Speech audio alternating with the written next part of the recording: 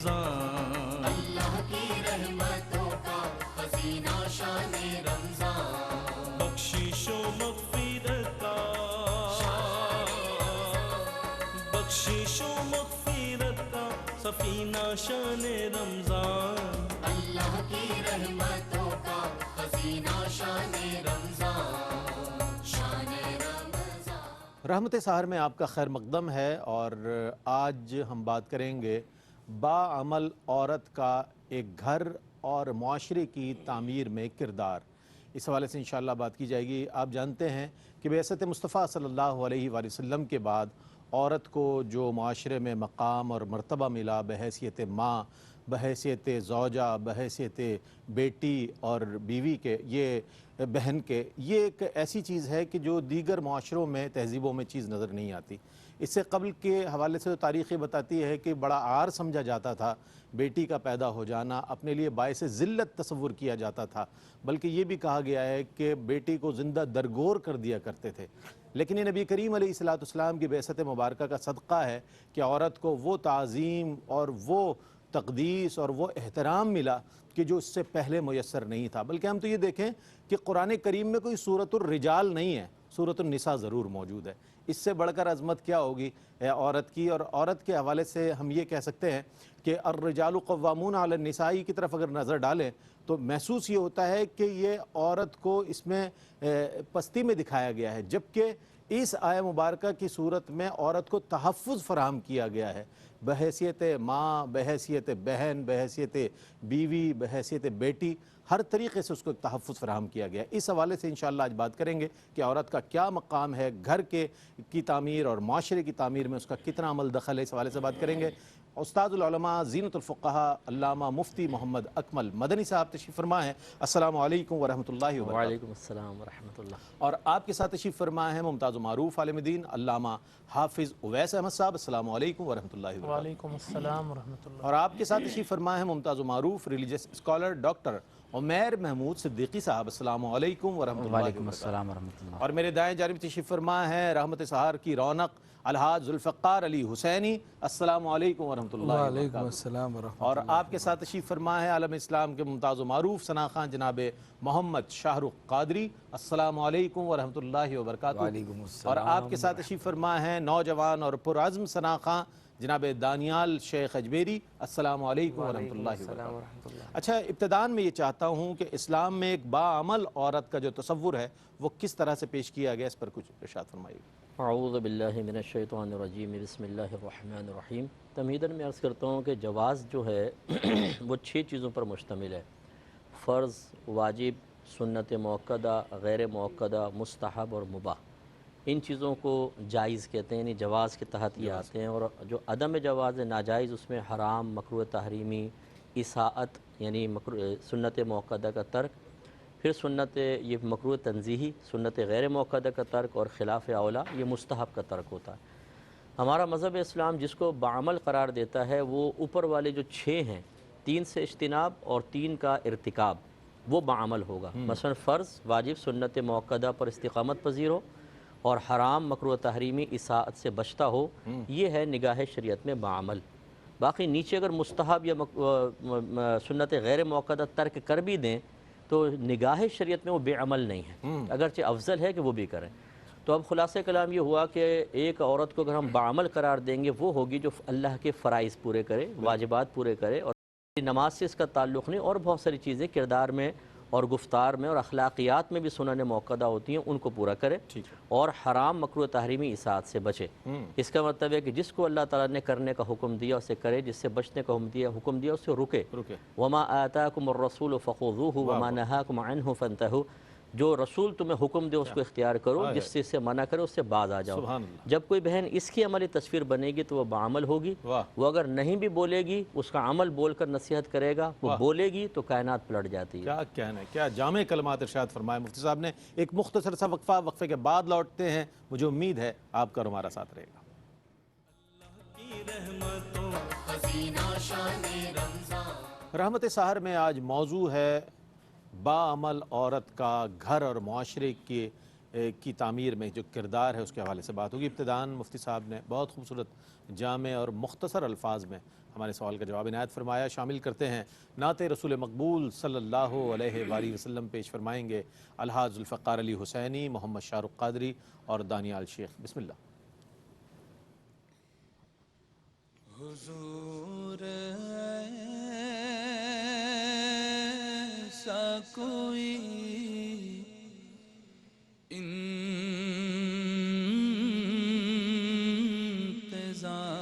انتظام ہو جائے. حضور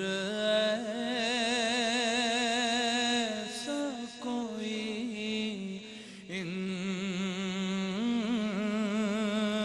انتظام ہو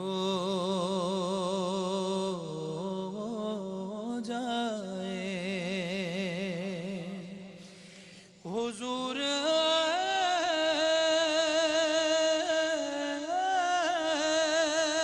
ایسا کوئی انتظام ہو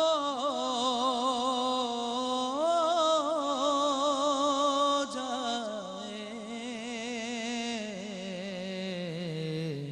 سلام کے لیے حاضر غلام ہو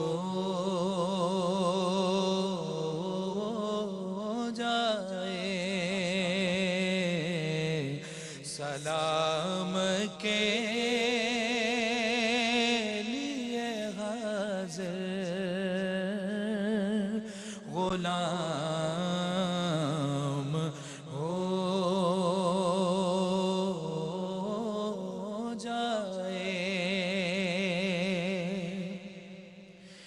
اور تجلیات سے بھر لوں میں اپنا کاسہ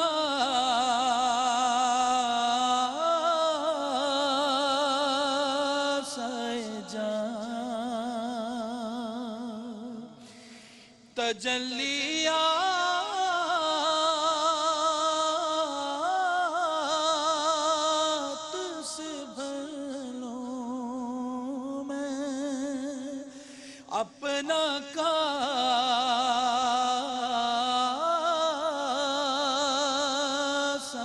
جان.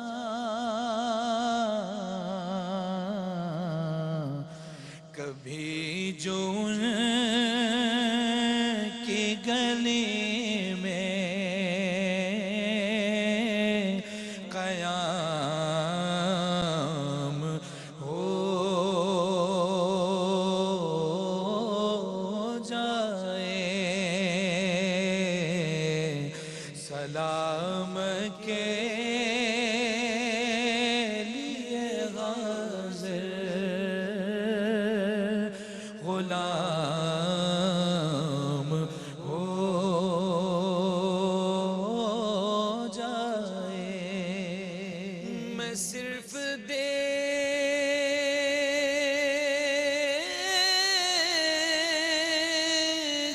لوں ایک بار صبح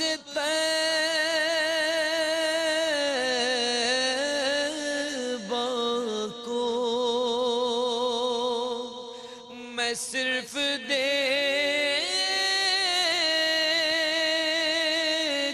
لوں ایک بار حسن طیبہ کو. بلا سے پھر میری دنیا میں شام ہو جائے. بلا سے پھر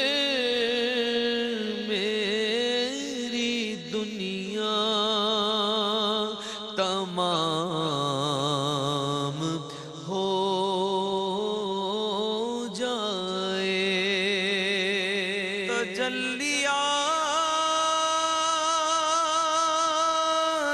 سے بھر لوں میں اپنا کاسہ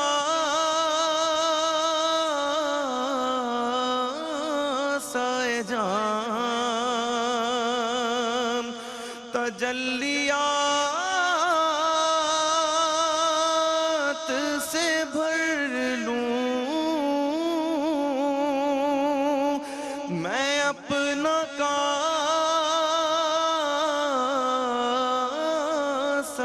جام کبھی جو ان کی گلی میں قیام ہو جائے کبھی جو ان کی گلی میں قیام ہو جائے حضور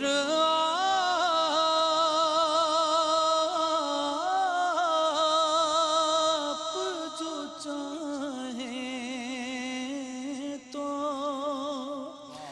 کچھ نہیں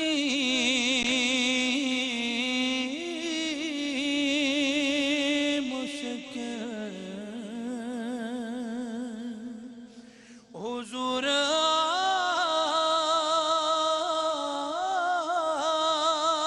آپ جو چاہیں تو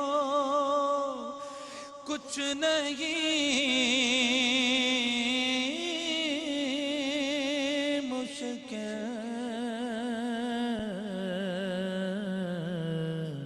سمٹ کے فاصلہ چند گام ہو جائے اور سلام کے لیے حاضر غلام ہو جائے بارگاہ رسالت مآب صلی اللہ علیہ وآلہ وسلم میں تینوں ثنا خانان مصطفیٰ سید صبی الدین صبی رحمانی صاحب کا لکھا ہوا ایک ایسا کلام کہ جس میں غلاموں کے دل میں جو تڑپ ہے آقا کے در پر جانے کی اس کا ایک اظہار ہے اور والہانہ اظہار ہے سب کر رہے تھے۔ اللہ تعالیٰ آپ کو اور ہم سب کو سرکار علیہ السلام کے قدمین شریفین میں حاضر ہو کر درود و سلام پڑھنے کی توفیق عطا فرمائے۔ آج کا جو موضوع ہے وہ ہے باعمل عورت کا گھر اور معاشرے کی تعمیر میں کردار۔ اچھا علامہ صاحب یہ فرمائیے گا کہ گھر اور معاشرے کی تعمیر میں کردار سے یہاں مراد کیا ہے؟ کچھ اس پر کچھ کلام فرمائیے۔ بسم اللہ الرحمن الرحیم۔ گھر اور معاشرے میں تعمیر میں جو عورت کا کردار اور اس کا جو حصہ ہے اس کے حوالے سے جہاں اس کی ضرورت محسوس ہو اور وہ اپنے کردار کو بھرپور طریقے سے ادا کرے۔ آپ دین اسلام نے جو عورتوں کو عزت دی ہے، دین اسلام نے جو عورتوں کو مقام دیا ہے، وہ جو حصہ ہے وہ شروع سے ہی آپ دیکھیں کہ اس کا ذکر بالکل حضرت حوا علیہ السلام کا ذکر بھی آپ کو قرآن کریم میں ملے گا، حضرت بی بی آسیہ کا ذکر آپ کو قرآن کریم میں ملے گا، اور دیگر خواتین حضرت سارہ ہیں، ہاجرہ ہیں، ان کا ذکر آپ کو قرآن کریم میں ملے گا۔ انہوں نے جو اپنے اپنے معاشرے میں جب بھی جس کردار کی ضرورت پڑی انہوں نے وہ اپنا کردار پیش کیا۔ عہد نبوی صلی اللہ علیہ وسلم میں آپ دیکھیں جنگ کے موقع پر جو خواتین ہیں وہ تیمارداری کے لیے اور زخمیوں کی عیادت کے لیے جو ہے وہ موجود رہتی ہیں۔ اسی طرح آپ خواتین میں سیدہ عائشہ صدیقہ رضی اللہ تعالیٰ عنہ کا کردار دیکھیں کہ اگر دین کے 4 حصے ہیں تو ایک حصہ وہ پہنچا رہی ہیں۔ اور گھر میں آپ جس طرح دیکھ سکتے ہیں کہ گھر میں جہاں وہ اپنے شوہر کے ایمان کی حفاظت उसके दीन की हिफाजत का उसे ज़रिया करार दिया गया है, तो वो भरपूर तरीक़े से उसमें अपना हिस्सा शामिल करती है। बच्चों की तरबियत के हवाले से जहाँ उसकी ज़िम्मेदारी कायम की गई है, वो बच्चों को हुस्न तरबियत के साथ, अच्छी तरबियत के साथ जो है वो उनके साथ अपना किरदार अदा करती है।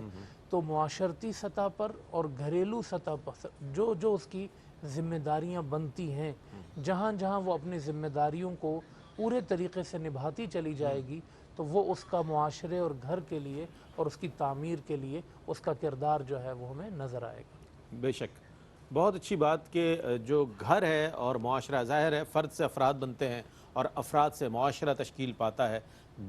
घर में फ़र्द की तरबियत हो जाएगी तो ज़ाहिर है अफराद पर मुश्तमिल मुआशरा जो है वो एक बेहतरी की सूरत हमारे सामने लाया गया। इस हवाले से ये भी जानना ज़रूरी है कि क्या मज़हब इस्लाम जो है वो औरत को इस बात का ज़िम्मेदार ठहराता है कि वो घर की और मुआशरे की तामीर में अपना कोई हिस्सा डाले या उसमें कोई किरदार अदा करे। इस पर इंशाअल्लाह बात करेंगे। एक मुख्तसर सा वक्फ़ा है, वक्फ़े के बाद लौटेंगे। मुझे उम्मीद है आपका और हमारा साथ रहेगा। अल्लाह की रहमतों का खजीना शाने रमज़ान। रहमत सहार में आज मौजू है बाअमल औरत का घर और मुआशरे की तामीर में किरदार। तो सवाल ये था कि आया क्या इस्लाम ने इस बात की ज़िम्मेदारी आयद की है औरत पर कि वो घर और मुआशरे की तामीर और तश्कील में हिस्सा ले। अल्लामा साहब, मैं चाहता हूँ इस पर कुछ कलाम फरमाइएगा। क्या ये ज़िम्मेदारी इस्लाम ने औरत पर रखी? जी बिल्कुल, इस्लाम ने जो है वो औरत को जो पहले हुकूक पामाल किए जाते थे वो मुकम्मल हुकूक इस्लाम ने औरत को अता किए। और जब इस्लाम ने उन्हें हुकूक अता किए हैं तो यकीनन उनसे कुछ ज़िम्मेदारियाँ मतलूब हैं, मुआशरे में भी, घर में भी। घरेलू जो उससे ज़िम्मेदारियाँ मतलूब हैं, जैसा कि मैंने ज़िक्र भी किया कि वो जिस किरदार में ढल के घर में मौजूद है, मिसाल के तौर पे वो वालिदा के रूप में है, मिसाल के तौर पे वो बहन के रूप में है, मिसाल के तौर पे वो बेटी के रूप में है। अलग अलग शरीयत इस्लामिया ने उसकी जो ज़िम्मेदारियाँ हैं वो बयान कर दी हैं, उसके जो हुकूक हैं वो भी बयान कर दिए हैं। तो अपने इस किरदार के हवाले से वो अपना किरदार अदा करे। और इसी तरह मुआशरे में भी, जहाँ मैंने सैयदा आयशा सिद्दीक़ा रज़ियल्लाहु ताला अन्हा के तालीम के हवाले से ज़िक्र किया कि मर्द सहाबाए किराम भी जो है वो उनसे तालीम हासिल किया करते थे और बाकायदा वो एक आलिमा और सबसे ज़्यादा इल्म देने वाली मुहद्दिसा फ़क़ीहा है। तो ये सारी चीज़ें जहाँ जहाँ उसकी ज़िम्मेदारी बनेगी जिस हवाले से भी, तो इस्लाम ने उन्हें पाबंद किया है कि वो अपनी ज़िम्मेदारियों को अदा करें। अच्छा सब अब ये फरमाइएगा कि वो क्या ज़िम्मेदारियाँ हैं कि जो अगर मौसर तरीक़े से औरत अदा कर दे तो एक घर भी संवर सकता है और मुआशरा भी एक बेहतरीन शक्ल हमारे सामने अपनी ला सकता है। क्या फरमाइएगा, वो क्या ज़िम्मेदारियाँ और किस तरह पूरी हो सकती हैं? इसमें जैसे हज़रत ने इरशाद फरमाया उसी बात को आगे करते हुए कि पहले तो औरत की हैसियत का तयन किया जाएगा, फिर उसकी ज़िम्मेदारी और ज़िम्मेदारी की अदायगी की सूरत में फिर तामीर घर या तामीर मुआशरे का मामला होगा। मिसाल के तौर पर अगर माँ है तो उसकी ज़िम्मेदारी है कि वो बच्चों की देखभाल शुरू से करे, बिल्कुल उनकी अच्छी तरबियत करे, क्योंकि शुरू के कुछ साल ऐसे होते हैं जो माँ की भारी ज़िम्मेदारी होती है। इसीलिए अगर मियाँ बीवी में सेपरेशन हो जाती है तो बेटा 7 साल तक और बच्ची 9 साल तक माँ के पास रहती है, फिर बाप की ज़िम्मेदारियाँ शुरू होती हैं। गोया कि इब्तिदाई ज़िम्मेदारी माँ की बहुत बड़ी है कि वो अपने बच्चों की तरबियत करे, वो देखे कि एक तो ये तरबियत, दूसरा घर में कौन आ रहा है कौन जा रहा है। ये औरतों की बहुत बड़ी ज़िम्मेदारी है, क्योंकि बाद औक़ात घर का माहौल अच्छा होता है लेकिन ऐसे रिश्तेदार भी होते हैं जो आकर बच्चों को माँ बाप से बदज़न कर देते हैं, माँ बाप को बच्चों से बदज़न करते हैं। उनके अंदर आपस में ऐसा वायरस छोड़ के चले जाते हैं कि जुदाइयाँ पैदा होती हैं, बच्चे आपस में नफ़रत पैदा करते हैं। जैसे एक बच्चे को कह दे भाई तुम्हारी माँ ना तुम्हारे साथ सही सलूक नहीं कर रही बेटा, देखो दूसरे के साथ से, अब वो निकल ली। अब वो बच्चे के जहन में आ गया, हाँ ने सही कहा था। जी हाँ बिल्कुल सही कहा था। अब फुप्पी का तो किरदार मैंने लिया नहीं नाम, वरना फुप्पियाँ नाराज़ हो जाती हैं, अब आप भुगतिएगा। तो मुराद ये है कहने की कि वो इस तरह करके चली गई, अब वो बच्चे के जहन में नहीं भी होगा तो बदगुमानियाँ पैदा हो। तो ये माँ की जिम्मेदारी है कि वो देखे कौन आ रहा है कौन नहीं। फिर बच्चों की इब्तिदाई दोस्ती पर माँ की गहरी नज़र होनी चाहिए, क्योंकि वो बाप तो अक्सर बाहर होता है, जी। माँ के पास ज़्यादा बच्चे हैं, बिल्कुल। और ऐसा उनको अपना दोस्त बनाए कि बच्चे अपना माफ़ी ज़मीर माँ के सामने बयान करने में झिझक महसूस ना करें। इब्तिदाई सालों की मैं बात अर्ज़ कर रहा हूँ कि हमारे यहाँ अक्सर ऐसे होता है कि बच्चा कुछ आके करने भी लगता है, अम्मी अम्मी हट पीछे ड्रामा चल रहा है। तुम हर वक्त मेरे पीछे पड़े रहते हो। और वो बच्चा कुछ कहना भी चाहता है तो वो सहम जाता है। माँ को चाहिए उनको फ्रेंड बनाए अपने बच्चों को, ये उसकी ज़िम्मेदारी है, ताकि बच्चे अपना माफ़ी ज़मीर ज़िक्र करें। शुरू में अगर वायरस चला जाए, और टीन एज में ख़ास तौर पर जब बच्चा दाखिल होता है तो उसके हार्मोन्स चेंज होते हैं, बगावत का सा मादा, ज़िद का मादा, फौरी तौर पर एग्रेसिव हो जाते हैं बच्चे बहुत सी चीज़ों पर। तो ये माँ की ज़िम्मेदारी को उसको करे। इसी तरह फिर बीवी की ज़िम्मेदारी कि वो कुल्लुकुम राइन व कुल्लुकुम मसऊलन अन रइयतिही, तुम में से हर शख्स निगहबान है, तुम में से हर शख्स से उसकी रियाया के बारे में क्वेश्चन होगा। और फिर हदीस की तफसील में औरत से उसके घर के बारे में क्वेश्चन होगा। तो इसका मतलब है कि बीवी जो है वो एक घर की तामीर में अच्छा किरदार अदा कर सकती है। अगर जॉइंट फैमिली है ख़ास तौर पर, बीवी चाहे तो बिगाड़ दे, बीवी चाहे तो सबको मिलाकर चलाए। क्योंकि अगर औरत झूठी हो जाए और खुदा न खास्ता मक्कार भी बन जाए, ये मतलब मकर उसके अंदर दाखिल हो जाए, उस घर की तबाही में कोई शुबा नहीं है। क्योंकि जब वो झूठ बोलेगी, शौहर कब तक मतलब उसकी बात को इग्नोर करता रहेगा। औरतें रोने लग जाती हैं बाद औक़ात, और बाल बखेर लेंगी, तुम्हारी माँ ने हाथ उठा दिया, तुम्हारी माँ ने यूँ किया, तुम्हारी माँ ने वो किया। हाँ, मैं तो नज़र ही नहीं आती हूँ, जैसे वो ज़र्रा बन चुकी, ज़र्रा नसीन मनसियन। तो खुलासे कलाम ये है कि वो देखे तो मुसीबत और नज़रअंदाज करे तो मुसीबत। आदम का बेटा जाए तो जाए कहाँ, मुसीबत ये। तो अब वो औरत अगर, बीवी अगर किरदार अदा करे, अच्छे अंदाज से कर सकती है। शौहर का ख्याल करना, अपने बच्चों की और शौहर के बच्चों की तरबियत करना, घर को साफ़ सुथरा करके रखना, ये। तो इसके बाद फिर बहन का किरदार, फिर बेटी का इसी तरह किरदार। अच्छा, ये है घर का। फिर मुआशरे के अंदर औरत किसी भी हैसियत से, वो टीचर है मिसाल के तौर पर, वो कोई इदारा ज्वाइन कर लेती है, जैसे एयरफोर्स वगैरह है, या इसी तरीके से डॉक्टर हैं, नर्सिज़ हैं, ये अपना किरदार अच्छा अदा करें तो बहुत अच्छा मुआशरे को संवार सकती हैं। देखें, एक होता है नज़र का ज़िना, एक छोटी सी मैं बात आपसे, नबी करीम ने फरमाया निगाहें भी ज़िना करती हैं। अगर एक औरत अपने आप को ज़िना पर पेश करे, वो ज़ानिया कहलाएगी। और काबिल गिरफ्त है कि नहीं? बिल्कुल। अब जब नज़र का ज़िना होगा, एक औरत अपने आप को उस नज़र पर पेश करे तो नज़र के ज़िना पर अपने आप को पेश बराबर की शरीक है इसमें, इस गुनाह में। तो बहुत बड़ा गुनाह है ना ये। अगर वही औरत अपने आप को रोक कर रखे, हमारा मज़हब ज़रूरत के तहत काम काज से तो मना नहीं करता। अब अगर औरत रिजर्व रह के काम काज करेगी, मुआशरा संवर कर रहेगा, वो दूसरों के लिए रोल मॉडल बन सकती है। और वो खुद ही मतलब ये कि मतलब अट्रैक्शन पैदा करे या नरम लहजे में गुफ्तगू करे, हंसी मजाक करे, तो फिर लाजिम सी बात है कि मुआशरा बिगड़ेगा। इसलिए किसी भी हैसियत से अगर औरत को देखा जाए, वो अगर अपनी ज़िम्मेदारी को पहले समझे, आसान तरीक़े से अदा करे, तो मुआशरे पे बहुत अच्छे असरात मुरतब हो सकते हैं। बहुत अच्छी बात, बहुत अच्छे अंदाज में मुफ्ती साहब ने जो है माँ, बीवी, बहन, बेटी के हवाले से जो जो ज़िम्मेदारियाँ हैं इजमाली तौर पर उस पर आपने कलाम फरमाया, और मिनहाजुल मजमू बहुत उम्दा अंदाज में अपने जवाब को मुकम्मल फरमाया। डॉक्टर उमैर महमूद सिद्दीकी साहब तशरीफ़ फरमा हैं। मैं ये चाहता हूँ कि जिस तरह दीगर रिश्तों की ज़िम्मेदारियाँ हैं, बहन और बेटी की जो ज़िम्मेदारी है घर की तामीर में, घर को बेहतर करने में, और अफराद को जो है यकजा रखने में और बाहमी मोहब्बत पैदा करने में, क्या किरदार है बहन का और बेटी का? बिस्मिल्लाहिर्रहमानिर्रहीम। बहुत अहम उन्वान पर आज बात हो रही है। नबी करीम सल्लल्लाहु अलैहि वसल्लम ने इरशाद फरमाया, अलमरअतु सय्यदतु बैतिहा, कि औरत अपने घर की सरदार है। अगर उमूर ख़ानादारी और पूरा घर एक रियासत की मानंद है, और परवरदिगार आलम ने अर्रिजालु क़व्वामून अलन निसा, मर्द को उस रियासत का सरबरा बनाया है, तो यकीनी तौर पर उसके इंटीरियर जितने मामूलात और मामलात हैं, उनका सरदार और ज़िम्मेदार रब्बुल आलमीन ने और आप सल्लल्लाहु अलैहि वसल्लम ने इस औरत को करार दिया। और एक बुनियादी बात हमें ये समझ लेनी चाहिए कि फ़ेमिनिज़म के तनाजुर में जब हमारे यहाँ जेंडर बाइस्ड होकर रिश्तों को देखा जाता है, और माँ बाप, बहन बेटी और शौहर और बीवी के रिश्तों की हुर्मत को पामाल कर दिया जाए, तो फिर नताइज वही होंगे जो आज वेस्टर्न सिविलाइजेशन की सूरत में आज हमारे सामने हैं। तो याद रख लीजिए कि इस्लाम ने जब कभी भी रिश्तों को किसी बुनियाद पर बाला किया है, तो वो असल में रिश्तों की हुर्मत की वजह से। यानी आप अगर मर्द और यानी औरत और मर्द का रिश्ता हमेशा शौहर और बीवी का नहीं होता, वो कभी बहन होगी, बेटी होगी, माँ होगी, बीवी होगी। तो अल्लाह तबारक व तआला ने इन रिश्तों की वजह से ही उनके मरातब में तफावत रखा है। जो फरमाया गया कि मर्दों को औरतों के मुकाबले में एक दर्जा ज़्यादा दिया गया है, तो वो मियाँ और बीवी के ताल्लुक़ में। लेकिन अगर आप यही ताल्लुक़ और निस्बत एक बेटी और बाप के तनाजुर में देखें तो बाप का रुतबा ज़्यादा बड़ा है, बेटे और माँ के तनाजुर में देखें तो यकीनन माँ का रुतबा ज़्यादा बड़ा है। तो पहली बुनियादी बात ये समझ लें कि रिश्तों की हुर्मत की वजह से अल्लाह ताला ने मर्द और औरत में यानी दर्जात की बुलंदी रखी है। अब ख़ास तौर पर आपने क्योंकि बहन और बेटी के हवाले से सवाल किया है, تو عموماً بیٹیوں کے حوالے سے بات ہوتی ہی ہے.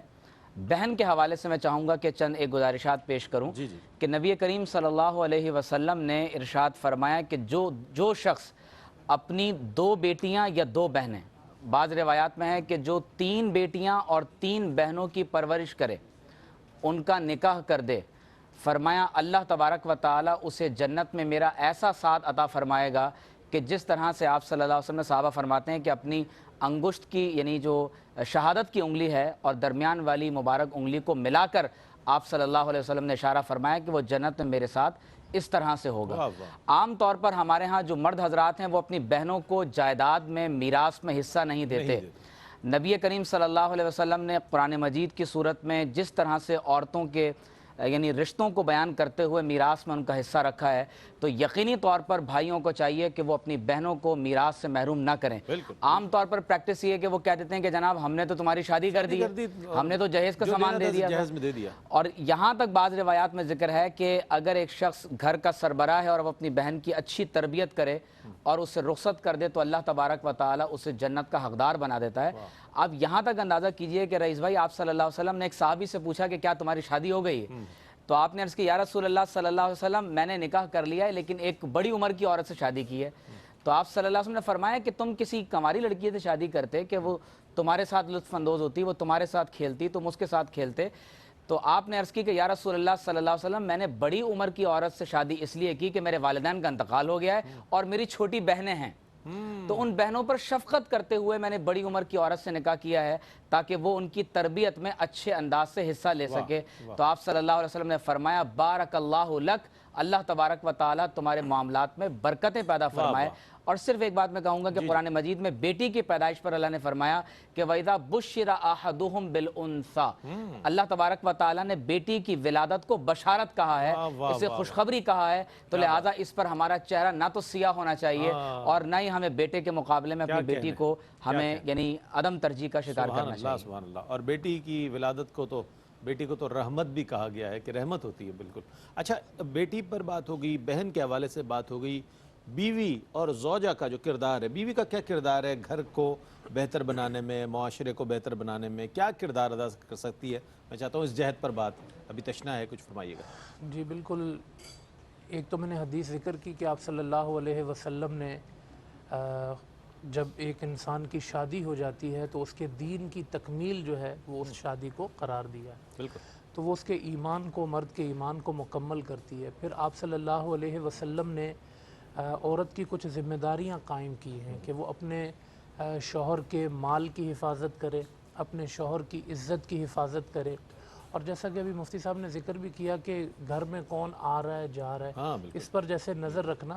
تو گھر میں جو مرد کی عزت جن امور کی وجہ سے قائم ہے، جو اس کا مزاج ہے، جو اس کی طبیعت ہے، وہ احساس کرے مرد کا ان تمام چیزوں میں. اسی طرح ایک گھر میں جو بیوی ہے اس کے صرف جسم کو اہمیت نہیں ہونی چاہیے، اس کی روح کو اہمیت ہونی چاہیے. یعنی اس کا احساس کیا جائے کہ کن چیزوں کی وجہ سے اسے دکھ ہوتا ہے، تکلیف ہوتی ہے. بعض اوقات مرد یہ کرتا ہے کہ وہ بیوی کے جو رشتہ دار ہیں انہیں برا بھلا کہتا ہے تو اس کی وجہ سے اسے تکلیف ہوتی ہے. بعض اوقات ایسا ہوتا ہے کہ وہ اسے اس کے حقوق پورے نہیں کرتا، یعنی جو مالی اعتبار سے چیزیں ہیں وہاں وہ کمی کا شکار ہوتی ہے، تو یہ اس کے لیے تکلیف کا باعث ہوتا ہے. تو یہ وہ رشتہ ہے کہ جس میں کوئی پارٹنرشپ نہیں ہے، اس میں مرافقت ہے، اس میں ہمدردی ہے، اس میں محبت ہے، اس میں دوستی ہے، اس میں تعلق ہے. آپ صلی اللہ علیہ وسلم نے دیکھیں 9 ازواج مطہرات اگر بیک وقت آپ کے عقد نکاح میں ہیں تو ساس سسر کا تو ان کے لیے کوئی معاملہ نہیں، مگر اس کے باوجود آپ دیکھیں گے کہ آپ صلی اللہ علیہ وسلم گھر کے کاموں میں کتنی شیئرنگ کر دیا کرتے تھے. حضور صلی اللہ علیہ وسلم کپڑا سی دیا کرتے تھے، حضور علیہ السلام بکری دوہ دیا کرتے تھے. یعنی جہاں دن میں 2 مرتبہ بھی چولہا نہیں جلتا ہے وہاں کیا کام ہوگا، لیکن اس کے باوجود حضور نے ان کا احساس کیا. کوئی فرمائش ہے تو حضور نے اسے پورا کیا. حضور علیہ السلام اتنا خیال رکھتے تھے کہ گھر جب تشریف لے جا رہے ہیں تو گھر جانے سے پہلے اطلاع دیا کرتے تھے کہ میں آ رہا ہوں. یعنی ان کا ایک وقار، ان کی ایک عزت، یہ 2 طرفہ اگر بیوی کے ساتھ اور شوہر کے ساتھ معاملات ہوں تو یقیناً یہ گھر کو جنت بنانے والے ہیں. کیا کہنے ہیں. ازواج کے حوالے سے بات کی نبی کریم علیہ الصلوۃ والسلام کی، اور وہ امت کی مائیں ہیں، امہات المومنین ہیں۔ سرکار علیہ الصلوۃ والسلام فرماتے ہیں خیرکم خیرکم لی اہلی و انا خیرکم لی اہلی۔ تو اس سے ظاہر ہو جاتا ہے کہ کس قدر نبی کریم علیہ الصلوۃ والسلام جو ہے ان میں برابری فرمایا کرتے تھے، ان کے حقوق کے حوالے سے کس قدر سرکار علیہ الصلوۃ والسلام رحمت فرمایا کرتے تھے۔ تو آج جو موضوع ہے اس میں عورت کو چونکہ مختلف جہتوں میں ہم نے سوالات قائم کیے، عورت ماں بھی ہے، عورت بیٹی بھی ہے، عورت بہن بھی ہے، عورت ساس بھی ہے، اور عورت بہو بھی ہے۔ یہ جو دو چیزیں رہ گئی ہیں ساس اور بہو کے حوالے سے، یہ قبلہ مفتی محمد اکمل صاحب سے انشاءاللہ میں پوچھوں گا کہ یہ کیا کردار ادا کر سکتی ہیں ایک گھر کو بہتر بنانے میں، ایک معاشرے کو بہتر بنانے میں۔ ہے بڑا نازک اور بڑا سینسٹیو ایک ٹاپک، لیکن اس پر انشاءاللہ بہت عمدہ کلام فرمائیں گے مفتی صاحب۔ ایک مختصر سا وقفہ ہے، وقفے کے بعد لوٹیں گے، مجھے امید ہے آپ کا اور ہمارا ساتھ رہے گا۔ اللہ کی رحمتوں کا خزینہ شان رمضان۔ ناظرین آپ کا خیر مقدم ہے۔ آج رحمت سحر میں موضوع ہے باعمل عورت کا گھر اور معاشرے کی تعمیر میں کردار۔ اب عورت کی جو مختلف جہتیں ہیں جن رشتوں کے ساتھ، اس کو واضح کیا ہم نے اور اس کی ذمہ داریوں کے حوالے سے۔ رہا سوال ساس اور بہو کا، یہ کس طریقے سے گھر کو سنوارنے میں، بنانے میں اور معاشرے کو بہتر بنانے میں کردار ادا کر سکتی ہے؟ مجھ سے آپ کچھ فرمائیے گا۔ پہلے ہم تعمیری انداز سے دیکھ لیتے ہیں کہ ایک ساس ایک ماں بھی ہوتی ہے، اور اکثر ساسیں جو ہوتی ہیں وہ گھر کی ہیڈ بھی ہوتی ہیں۔ بالکل، تو لازمی سی بات ہے کہ اگر ایک جوائنٹ فیملی ہے، 2-3 بیٹے ہیں اور ان کی بیویاں ہیں، ان سب کو کنٹرول کرنا، ان کے درمیان عدل و انصاف کرنا، پیار میں، محبت میں، توجہ میں، پھر ان سے کام لینے کے سلسلے میں، جب ایک ساس اس میں عدم تعاون مطلب ترجیح پیدا کر دی، عدم توازن پیدا کر دیتی ہے، اس سے پھر شکایات پیدا ہوتی ہیں، اس سے گھر میں فتنہ فساد ہوتا ہے، اس میں پھر سیپریشن کا ذہن بنتا ہے بہوؤں کا، کبھی ساس نے تو زندگی حرام کر رکھی ہے، اور بڑھیا مرتی بھی نہیں ہے، دعائیں ساری بیکار ہیں اس کے خلاف، ہماری دعا قبول ہی نہیں ہوتی اللہ کی بارگاہ میں، پتہ نہیں کیا پروٹیکشن آگے اس نے قائم کر لی ہے، تو وہ نکلتی ہیں۔ اب اس سے ہر گھر سے دیکھیں معاشرہ بنتا ہے، معاشرے سے یعنی فرد سے گھر، گھر سے معاشرہ، اس سے محلہ بنتا ہے، شہر بنتا ہے۔ جب اسی طریقے سے ہر گھر کے اندر ہوتا ہے تو یہ اندر کا بگاڑ باہر پہنچتا ہے۔ اگر ایک کاری بچے کی ہڈیاں توڑ رہا ہو نا تو ذرا پوچھیں شاید گھر میں لڑکے ہی آیا ہوگا، اور زیادہ تر جھگڑا اس کا اپنا نہیں ہوگا، وہ ایک طرف سے ماں نے کان میں کچھ کہا، ایک طرف سے بیوی نے، تو اس کو خواب میں بھی کتے لڑتے ہوئے نظر آتے ہیں کہ آپس میں لڑ رہے ہیں، تو اتنا بیچارہ پریشان ہو جاتا ہے۔ اسی طریقے سے جو کاروبار کرنے والے ہیں یا دیگر شعبوں سے وابستہ ہیں، جب گھر میں سکون نہیں ہوگا تو باہر نہیں ہوگا۔ میں اپنے اسٹوڈنٹس کو اکثر سمجھاتا ہوں کہ اپنے گھر میں سکون قائم رکھیں تو آپ باہر دین کا کام بہت اچھے انداز سے کر سکتے ہیں۔ اگر آپ گھر میں سکون نہیں ہوگا، باہر بھی کام نہیں کر سکیں گے۔ شخصیت مجروح ہو جاتی ہے آدمی کی، اس کا اخلاق خراب ہو جاتا ہے، دیگر چیزیں۔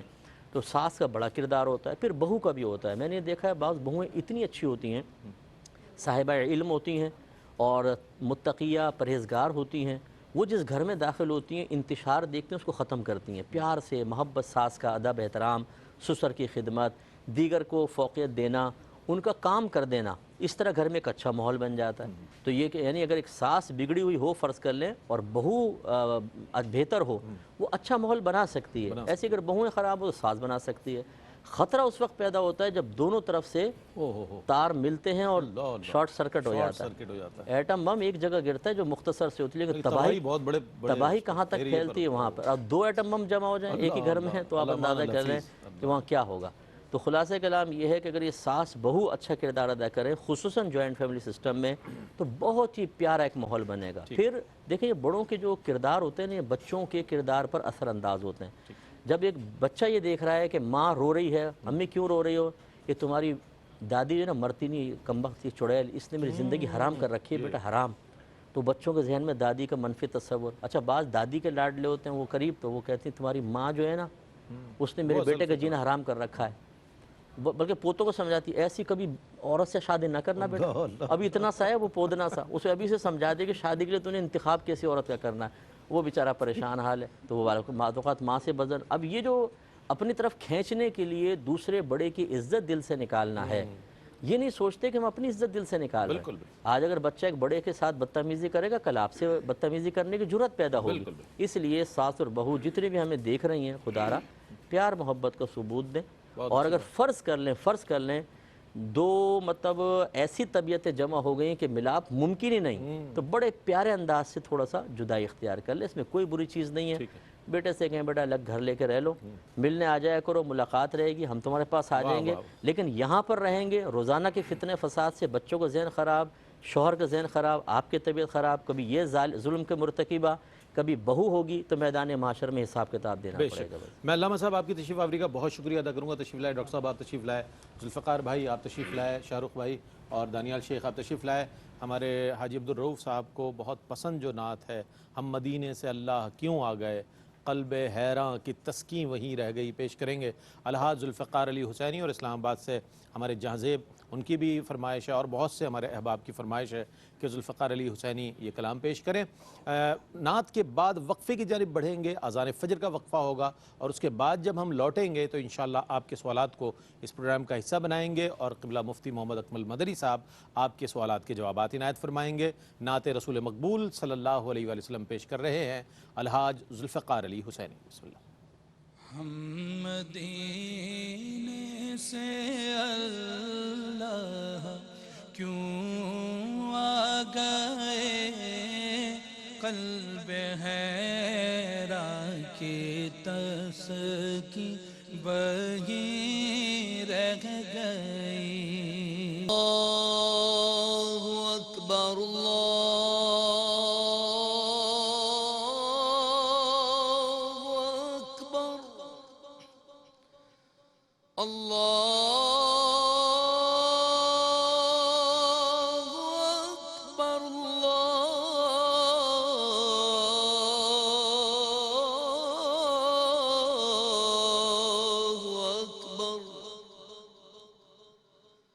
اشہد ان لا الہ الا اللہ،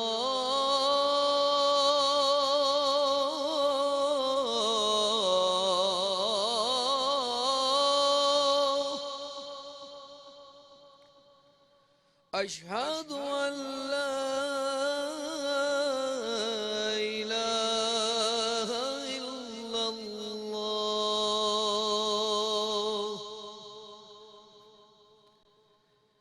اشہد ان محمد رسول اللہ،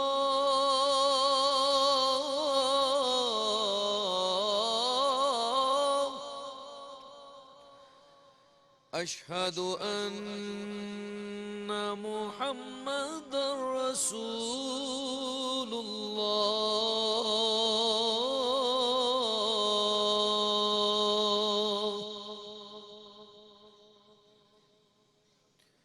حی علی الصلاۃ،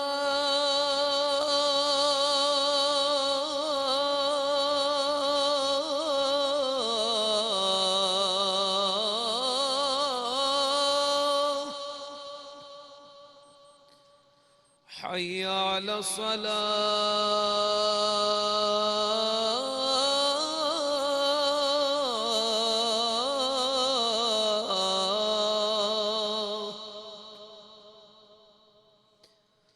حی علی الفلاح،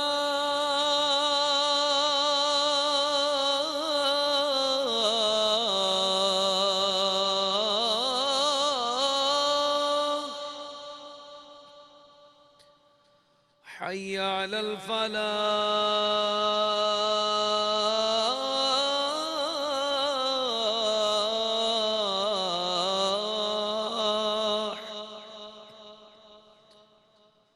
الصلاۃ خیر من النوم،